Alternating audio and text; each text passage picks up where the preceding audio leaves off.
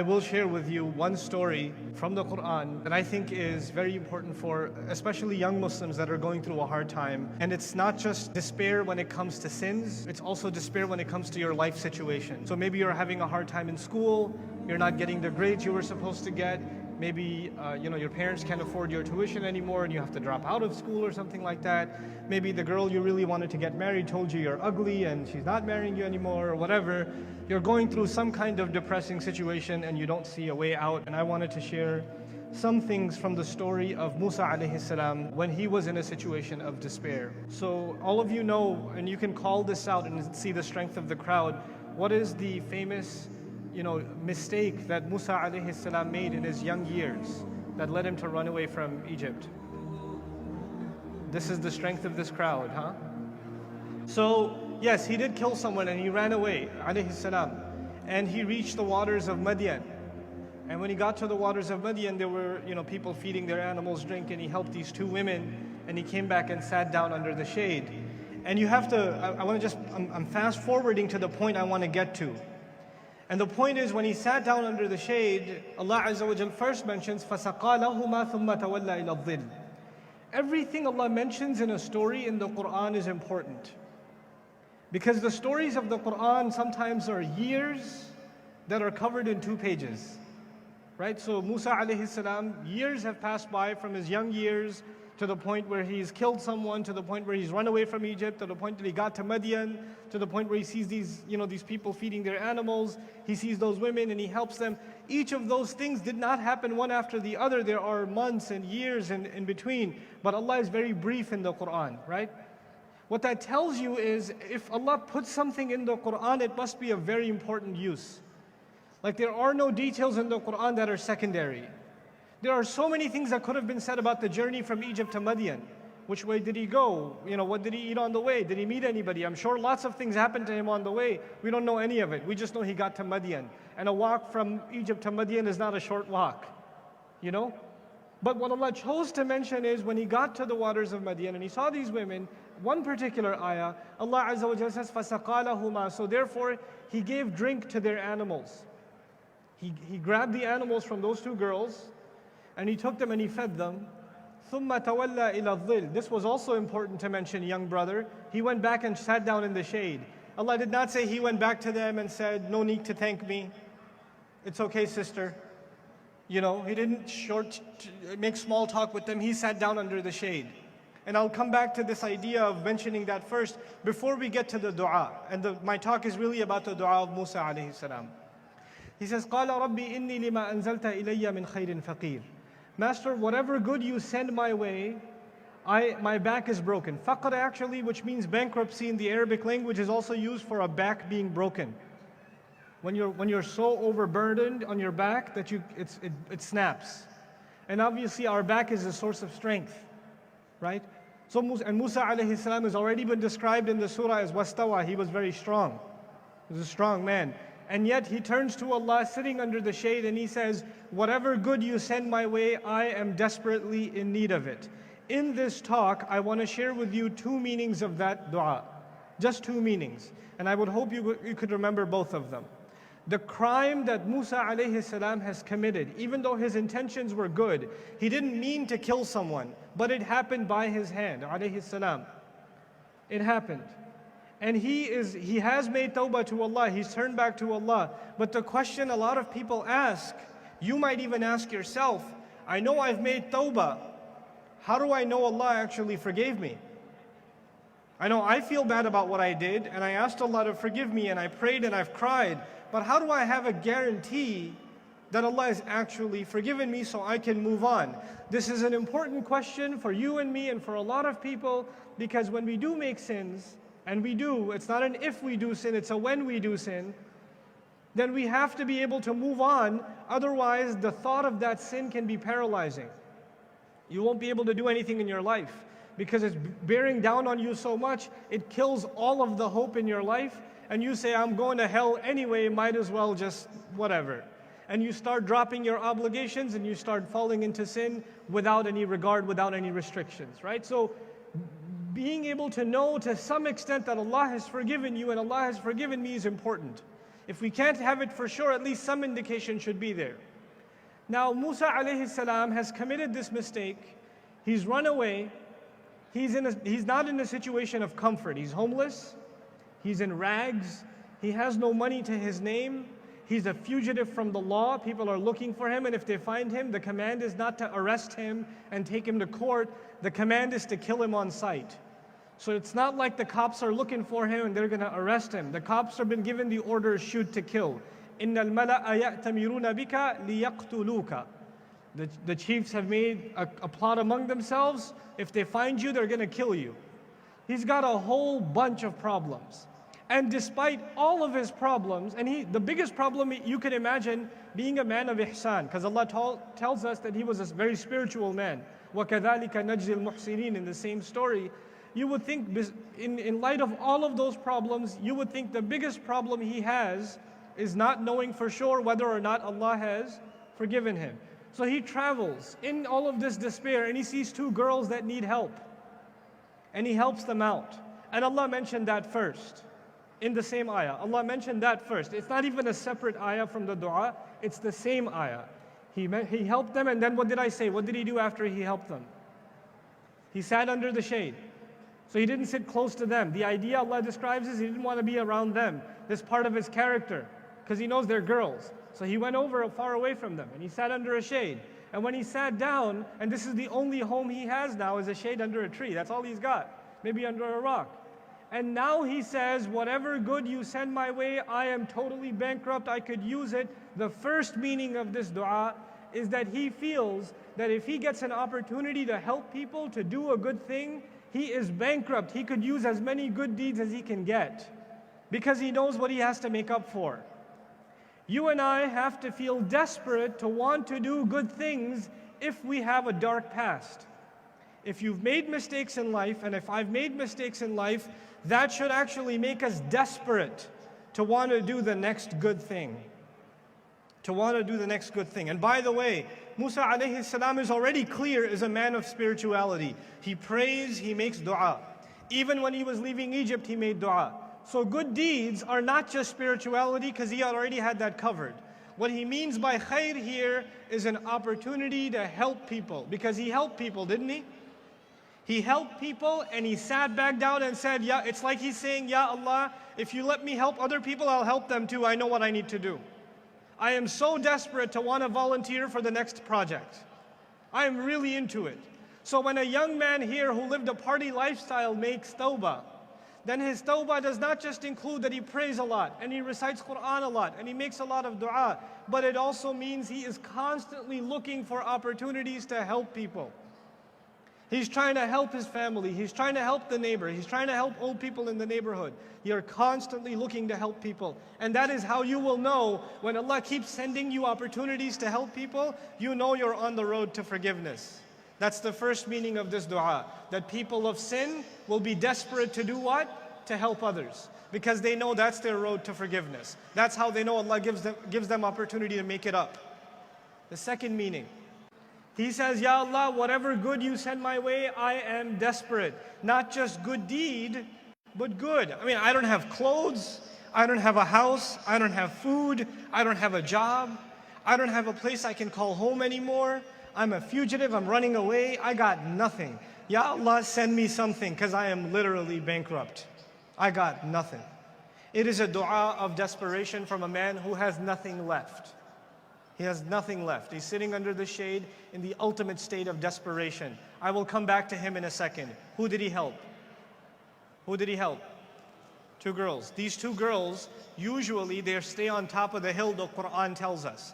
They don't come down and feed their animals. Like all the other people, the people that are feeding their animals the water or giving them their animals water, they go at first, and then after they're all done, then these two girls go and feed their animals. You know why? Because those men down there don't respect women. If they respected women, they would have given them some space so they can do their work too. But they want to rub elbows with those women or whistle at them or howl at them. They're perverts. They don't respect women. And these girls know. They probably know from experience. So they're not going to go down there again. So they have to wait the entire afternoon until they're all done and they're by themselves, and then they can go down there. right? And the story also tells us in Surah Al-Qasas that their father is an old man, so he can't do it. So these girls have to be out in the workforce by themselves. Women in the workforce in the Quran, ladies and gentlemen. But anyhow, so these girls have to be by themselves and they have to wait all afternoon. Musa alayhi salam walks up to them and tells them, what is wrong with you? Why are you like tug-of-warring with these sheep? Because the sheep don't know these men are disrespectful, I should wait till they're done and then I'll go for the water. Their sheep see the water and what do the sheep want to do? Go down there, and they're pulling and the sheep are pulling and they're pulling and the sheep are pulling. And Musa alayhi salam walks up and basically tells them, what is going on here? You know? So he helps them. What does that mean? He took the sheep, he walked down there, pushed those men out of the way, gave the animals drink, came back up, right? You know what that tells you? Those girls went home early or late that day. They went home early that day because the work got done a couple of hours early. Now who's at home? Who did I say lives at home? Old father. He notices you girls are home 3 hours early. What's going on? Well, there was this guy. They don't know his name is Musa alayhi salam. They don't know he's going to be a messenger. They didn't ask for his autograph, nothing. So they go, there was this guy, he helped us out. He took it now the only thing that this man who's a father of 2 young women, the only thing he knows about Musa alayhi salam is not because he's met him, not because he's read about him like you and I have. The only thing he knows about this man is from who? His daughters. That's it. That's it. By the way, this story has despair all around. There's a father who's too old to be able to provide for his family. He has to send his daughters out into the workforce. That is despair. Those girls have to work in an environment where men don't respect them. That is despair. There's hopeless situation. Musa alayhi salam is homeless. That's despair. There's depressing situation all around. Now these girls come back home and they tell him there was a really strong man, looked kind of homeless, raggedy clothes. He came, he grabbed our sheep, fed them and brought them back. He said, did he ask you for money? Was he staring at you? Was he making small talk? Did he try to say salam a little too many times? No, anything? And they say, no, Dad, we know what men are like. We go out there every day. We know what he was like. He just handed us the sheep and sat back down under a tree and looked like he was praying or something. And it wasn't like one of you guys who would sit down under the tree and go back like, did you say something? Wait, is there something else I can do? No. He's done. He's just talking to Allah now. He doesn't need their attention anymore. So the father hears this and what does he do? Now, I've left Musa alayhi salam's part of the story. He's back under the tree asking Allah, Ya Allah, send me something. Now, if you're a father, I'm a father of 4 girls, 2 of them are sitting here. If my girls are teenagers, 20 years old, 22 years old, and they have to work outside, and he says, go get that man. I want to talk to him myself. If you're a father, do you send both of your daughters or one of your daughters to be safe? One of them or 2 of them outside? 2. They can protect each other. He sends one of them.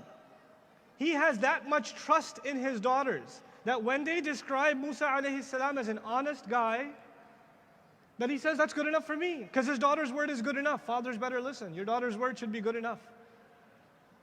There's good communication skills here. But anyway, so he sends his daughter, فَجَاءَتْ إِحْدَاهُمَا تَمْشِي عَلَى اسْتِحْيَاءٍ. One of them came walking over to him despite her shyness. So she comes to him and she's shy. She wants to talk to him, but she's shy. And she's shy to speak. One meaning is, عَلَى اسْتِحْيَاء is actually, despite her shyness, she speaks.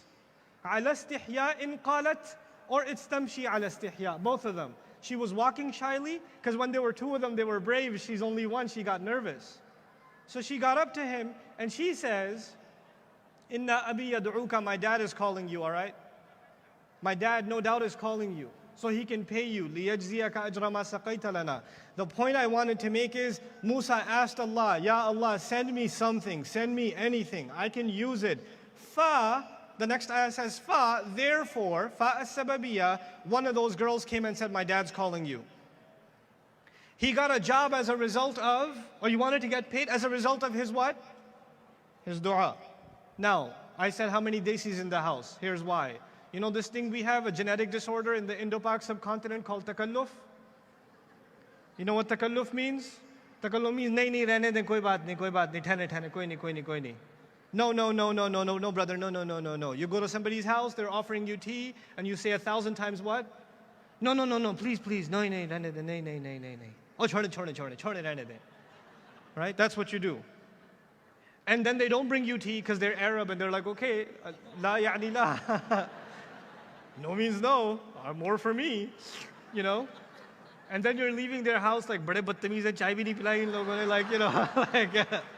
But anyway, the point is, we have this thing called takalluf. And takalluf means if somebody's offering you something, what do you say first? No, I'm okay. Dude, your shirt is ripped, your foot is bleeding, somebody offered you a shoe, need, and then main theek hu. That's okay, I'm okay. And you know what it's rooted in? It's rooted in the idea of self-respect. It's rooted in the idea of self-respect. You know, they say in Arabic, عِزُّ الرَّجُلِ إِسْتِغْنَاؤُهُ عَنِ النَّاسِ, that a dignity of a person is that he doesn't need other people. Right? So if you're constantly asking hey bro, can I borrow $5? And you got some money, I'm kind of hungry right now. Hey, can I borrow your laptop? Can I borrow your phone? I gotta make a phone call. Hey, can I borrow your car? The guy who borrows from you all the time, you start sending him to voicemail. Right? It's like this guy has no respect and he's always begging for stuff. But the other way around, Musa alayhi salam did not ask her for money, didn't ask her dad for money. Who did he ask for help? Allah. Allah sent him money and help through a human being.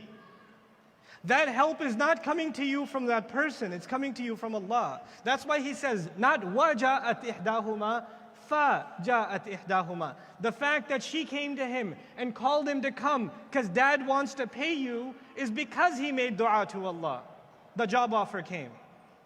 And what a job offer. He gets to the house and Musa alayhi salam's got a heavy heart because he killed somebody. He's got a lot on his mind. He's been traveling on his own. He's got a lot to unload. So فَلَمَّا جَاءَهُ وَقَصَّ عَلَيْهِ الْقَصَصِ. He got to the house, he told her father the whole story. Everything. I was born in Egypt, you know, I was supposed to be killed when I was a baby, got raised in the castle, accidentally killed somebody, ran away, the whole 9 yards. And my stepfather, etc., this person, this adopting father, he's a pretty bad kafir guy. You know, and the entire police administration is looking for me, etc., etc. He's given him the whole story, and who's listening from the kitchen? Two girls. Two girls listening. And one of them calls her dad. She says, she calls her dad, Abba, Baba, Daddy, Papa, Idra. Just come here, I gotta talk to you. And she says, Ya abati sta'jirhu. Dad, hire him. Dad, give him a job. Don't just pay him for what he did right now. And by the way, what he did was voluntary or paid services. What did he do? Call it out. So he doesn't turn to the sister and say, Sister, I did that for the sake of Allah subhanahu wa ta'ala.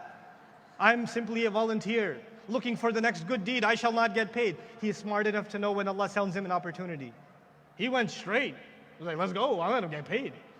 He sees that is the answer to the dua. What am I trying to tell you? If a friend is offering you a job, if somebody comes to you and say, hey, I noticed that you got laid off. There may be an opportunity in my company. I can put in a good word, etc., etc. And you say, no, brother, thank you. It's okay. Stop being stupid. You made dua to Allah. Allah sent your friend. Allah sent you a LinkedIn profile. That's how it works. It's not. Musa alayhi salam did not have takalluf. Chhode behen aap rehne dein. Right? Leave it, sister. It's okay. I don't need help. I'm just going to ask Allah because until fruits start falling from the sky, I will not eat. No, that's not how life works. These are real life lessons in Quran. So he goes and he tells this man the whole story. And then the girl says, hire him. And he comes back out of the room and says, I want to marry one of my 2 daughters to you. Now let me tell you guys about despair. Brothers here. How many brothers? Don't raise your hand. Just raise the level of sadness in your eyes. Looking to get married, can't find anybody. Nobody's interested. Let me tell you, there is hope for you in this story. Musa alayhi salam went to a house, homeless, jobless, and he's got a rap sheet. And he gets what in 2 and 5 minute conversation? What happens? Hey, I'd like to marry one of my 2 daughters to you. So I'm not sure your interview is going to be that bad with her father. So when you're going in for an interview with her father, then just know that it's not as bad as Musa alayhi salam's case. Have some hope. Be optimistic.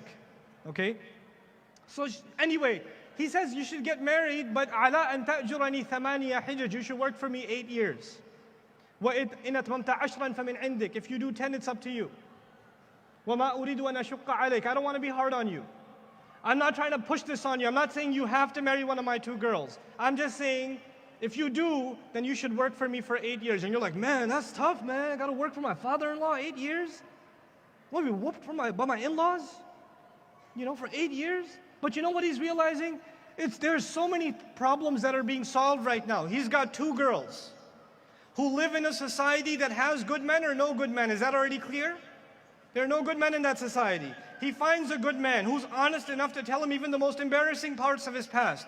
He says, good men like that are hard to find. And my girl likes him because she said hire him, which is code for, come on, dad. Okay? Because she didn't say hire. She's not going to say, dad, come on, hook a sister up. She's not going to talk like that. She's going to say hire him. But when he hires him, he's going to work at the house. And he's going to work at the house with 2 unmarried girls. What fitna do you want? You're a smart man. You're like, if I trust him enough to hire him, I should trust him enough to marry him to one of my daughters. And that leaves me only 1 daughter to worry about. But there's another problem. If I marry him off and he goes away, which he can't, by the way, why can't he go anywhere? Even if he marries homeless. So let me just marry him off and provide him 8 years of work visa authorization and H1, and it can be extended up to 10 years. So that solves that problem. Now he can save up and live here, and at the same time I have someone to protect the household and someone to take care of the chores of the house, and it gives me 8 to 10 extra years to find a boy for my second daughter, because if he left, then that girl would have to go by herself to feed the animals, and that's way more dangerous. So I need to look out for my younger daughter, my older daughter, myself, the household. This young man's a good man. He needs an opportunity too. All of that is solved because Musa alayhi salam said, Ya Allah, help me out here. All of that is solved. Allah has plans. He helps everything gets resolved. And he said, I don't want to be hard on you. If you want to go back to be homeless and go sit under the rock, that's fine. I'm not pushing this on you. وَمَا أُرِيدُ أَنْ أَشُقَّ عَلَيْكَ سَتَجِدُنِي إِنْ شَاءَ اللَّهِ مِنَ الصَّالِحِينَ. You'll find me from good people. In other words, even though you're family, I'm putting this on you that I'm going to be fair to you. I'll be good. I'll pay you what you deserve to be paid. By the way, there are some other things in here that you should know. If you're in one of those situations where you have to work for your in-laws, in most Muslim cultures, it is humiliating to work for your in-laws. Right? It's humiliating. I don't think any of you is more man than Musa alayhi salam. He worked for his in-laws 8 years. So there you have it. Allah put that in the Quran for a reason, because we make life hard on ourselves and Allah makes life easy for us. There's a reason He did that. There's another thing there. You're despairing because you can't find a girl. You can't find a girl for your boy or a boy for your girl from the same zip code in Hyderabad or in Pakistan or in Egypt or Cairo or whatever. You can't find somebody from the same place. You're like, I can't marry. And he knows he's living in a non-Muslim society. He can't find a good boy. So he actually married his Arab daughter to a child of Israel. That's an interracial marriage. The only marriage mentioned in the Quran is interracial. So long as you have a good boy. You have a good boy, he meets you, the girl likes him, he's a good character, good enough for me, because I know decent people are hard to find. The reason I brought this part of the story up to all of you is that dua in Surah Al-Qasas. Surah Al-Qasas is surah number 28. Look for the dua yourself. I will not tell you the ayah number. Look for it yourself. Read Quran, don't be lazy. Read it and find it. Why is that dua important? Because one, Allah will answer your dua when you help other people. Because what did He do first in the dua? He gave the water first. And then He made the dua. And therefore the answer to the dua came. There's a lot going on here. There's a lot to learn here. But you and I are in desperate need of Allah's help, and Allah's help is never far. It came immediately. It just came in the form of, not only does he have a job now, he has a home now, he is safe now, he has a family, even got married. He didn't even ask Allah, Ya Allah, I'm marriage age, hook a brother up. No. It came from a bonus package, came on top of that. He got married, has a great father-in-law. All of it's taken care of, subhanallah. So Allah will take care of you, Allah will take care of me. We just have to turn to Allah and ask for help. The last 1 minute I want to leave you with is that you would say, but that is special because he was a prophet.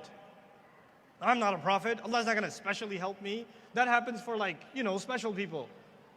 Let me tell you, every Friday we're supposed to recite the story of the people of the cave. Are the people of the cave, the young men, innahum fitya, are they prophets or not? They're not prophets. They're regular Muslims. They are regular Muslims. And when they turned to Allah for help, Allah helped them with a miracle of 300 and some years of sleep. And these are not prophets. Even non-prophets receive miraculous help from Allah. You just have to ask. And the help will come in ways you cannot even imagine. We have to be people of optimism, of hope, and we have to be a people that learn the du'as from the Quran and learn to make them with a sincere heart. Barakallahu li wa lakum. Assalamu alaikum wa rahmatullahi wa barakatuh.